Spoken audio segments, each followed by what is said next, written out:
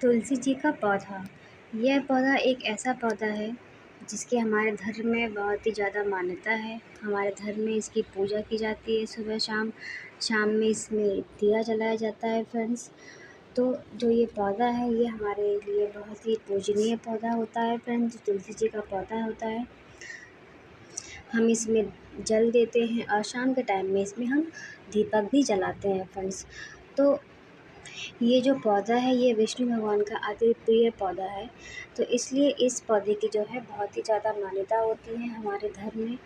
तो आइए बात करते हैं तुलसी प्लांट की, कि हम तुलसी जी के पौधे की जो है केयर इन समर्स में कैसे करें।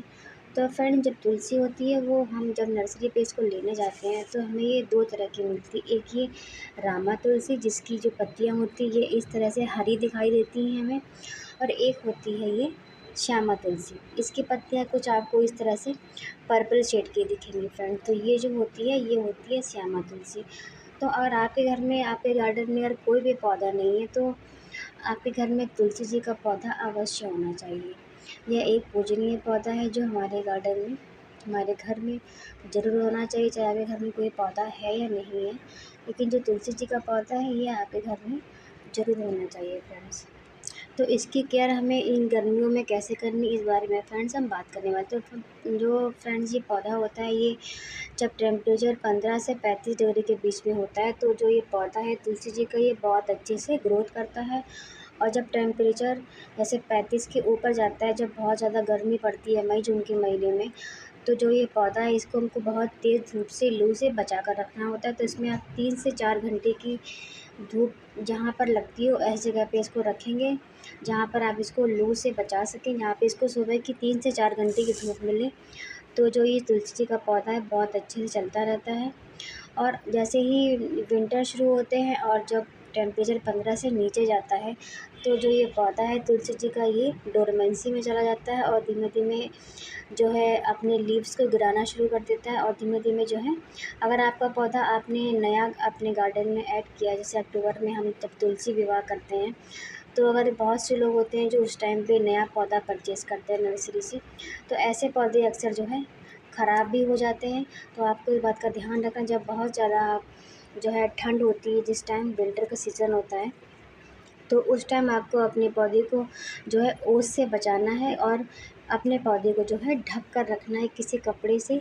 आप इसको कवर करके, जब शाम होती है तो आप इसको कवर कर दीजिए, और जैसे ही सुबह होती है धूप निकलना शुरू हो जाती है तो आप इसको जो है धूप में रख देंगे। तो जो ये आपका पौधा है अच्छे से ग्रोथ करता रहेगा। अगर आपका पौधा 7 से 8 महीने पुराना है तो आपका जो पौधा है ये ख़राब नहीं होता है, आसानी से जो है ठंड भी बर्दाश्त कर जाता है ये पौधा। तो इस तरह से हम इसकी जो है सर्दियों और गर्मियों में इसकी केयर कर सकते हैं। फ्रेंड्स, अब बात करते हैं इसके सॉइल बेस की, कि अगर हम नर्सरी से अगर पौधा लेकर के आते हैं तो हमें उसके लिए सॉइल कैसी बनानी। तो फ्रेंड्स, आप जितनी मात्रा में जो है गार्डन सॉइल लेंगे आपको उतनी ही मात्रा में जो है वर्मी कंपोस्ट का जो है यूज़ करना है। और जितनी हमने वर्मी कंपोस्ट ली है उससे आधा हम कोकोपीट का यूज़ करेंगे फ्रेंड्स। जो कोकोपीट होता है वो जो है मिट्टी में मॉइस्चर को होल्ड करके रखता है। और जो तुलसी जी का पौधा है इसमें बहुत ज़्यादा जो है हमें पानी देने की ज़रूरत नहीं हो। जब आप इसके सॉइल को जो है ऊपर से चेक करके देखेंगे, जब आपको ऊपर की जो परत है इसकी सूखी हुई लगे, आपको इसमें तभी पानी देना है फ्रेंड्स। और ये जो पौधा होता है ये अपनी ही जो इस तरह से बीज बनाता है, इन बीजों की सहायता से ही ये नए नए पौधे अपने तैयार करता है फ्रेंड्स। तो जैसे ये देखिए मंजरी है तुलसी जी की, इसको जो हम थोड़ा सा क्रश करेंगे तो इसी में जो है ब्लैक कलर के हमें कुछ इस तरह से, देखिए आपको दिख रहा होगा, इस तरह से कुछ सीड्स बनाता है।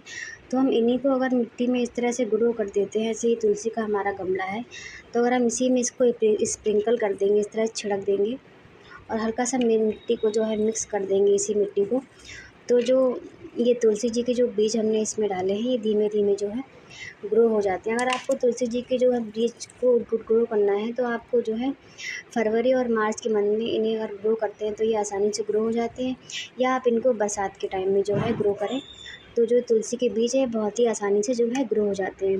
तो देखिए फ्रेंड्स, इसमें जो है इसका कोई भी बीज गिरा होगा तो देखिए एक ही तुलसी जी का पौधा यहाँ पर देखिए ये ग्रो हुआ है। तो फ्रेंड्स, अब बात करते हैं इसके फर्टिलाइज़र की फ्रेंड्स। तो हम इसमें फर्टिलाइज़र जो है महीने में एक बार प्लांट को जो है फर्टिलाइज़र दे सकते हैं। तो फ्रेंड्स हमें कौन सा फर्टिलाइज़र देना है, इसके लिए हम यूज़ करेंगे फ्रेंड्स वर्मी कंपोस्ट और नीम की खली का।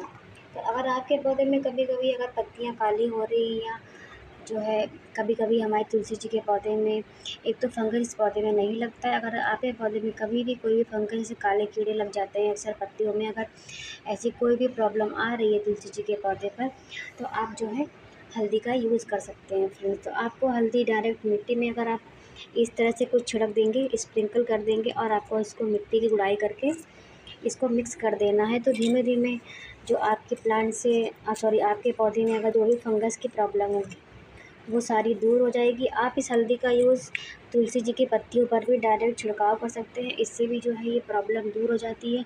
आप इसका जो है यूज़ अगर 1 से 2 बार कर देते हैं इस तरह से, तो जो भी प्रॉब्लम है आपके पत्तों में तुलसी जी के, वो सारी फंगस की दूर हो जाती है। तो इस तरह से आप इसका यूज़ करेंगे महीने में 2 बार, तो आपकी जो दिक्कत है, प्रॉब्लम है पौधे में, वो सारी फंगस की दूर हो जाएगी। और फ्रेंड्स हमें अपने पौधे में जो है महीने में 1 से 2 बार जो है इसकी गुड़ाई अच्छे से करनी है, ताकि इसकी जड़ों में हवा लगती रहे अच्छे से। तो जो पौधा है बहुत अच्छे से ग्रोथ करता है, और कोई भी फंगस की प्रॉब्लम इस पौधे में कभी नहीं आती है फ्रेंड्स। और इसके बाद बात करेंगे इसके फर्टिलाइज़र की। तो फ्रेंड्स हम अपने प्लांट में जो है इस तरह से नीम की खली और ये है वर्मी कंपोस्ट, इसका यूज़ करने वाले हैं। तो इसको आप महीने में जो है 2 बार अपने प्लांट को दे सकते हैं। तो इस तरह से मैं भी अपने प्लांट में देती हूँ। आप चाहें तो इसमें हर 10 से 15 दिन में भी फर्टिलाइज़र रिपीट कर सकते हैं, लेकिन इस पौधे को जो है बहुत ज़्यादा फर्टिलाइज़र की रिक्वायरमेंट नहीं होती। तो आप अगर इसे 20 से 25 दिन में भी फर्टिलाइज़ करेंगे, या महीने में 2 बार, तो भी ये तुलसी जी का पौधा है बहुत अच्छे से ग्रोथ करता रहता है। बस आपको उसकी वाटरिंग का ध्यान रखना है कि कभी भी आपको ओवर वाटरिंग इस पौधे में नहीं करनी है। और फ्रेंड जब भी हमारा पौधा इस तरह से मंजरी बनाता है, तो हमें अपने प्लांट से सारी मंजरी को इस तरह से रिमूव कर देना है, ताकि हमारा प्लांट जो है घना हो सके और हेल्दी रह सके।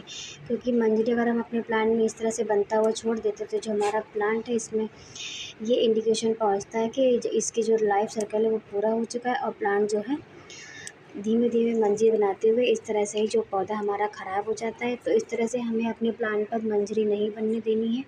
जब भी मंजरी बनती है तो हर हफ्ते 10 दिन में हमें अपने प्लांट की पिंचिंग कर देनी है इस तरह से, तो हमारा प्लांट जो हेल्दी ग्रो होता रहता है। और फ्रेंड्स अब हम दे देंगे अपने प्लांट में अच्छे से पानी। जब भी हम वाटरिंग करेंगे तो हमें पानी बहुत अच्छे से देना है, और इसके बाद जब भी दूसरी बार हम इसमें पानी देंगे तो हमें सॉइल को चेक करना है, इसके बाद ही हमें इसमें पानी देना है फ्रेंड्स। तो आई होप जानकारी पसंद आई होगी फ्रेंड्स। अगर जानकारी पसंद आई हो तो वीडियोज़ को लाइक करना ना भूलें।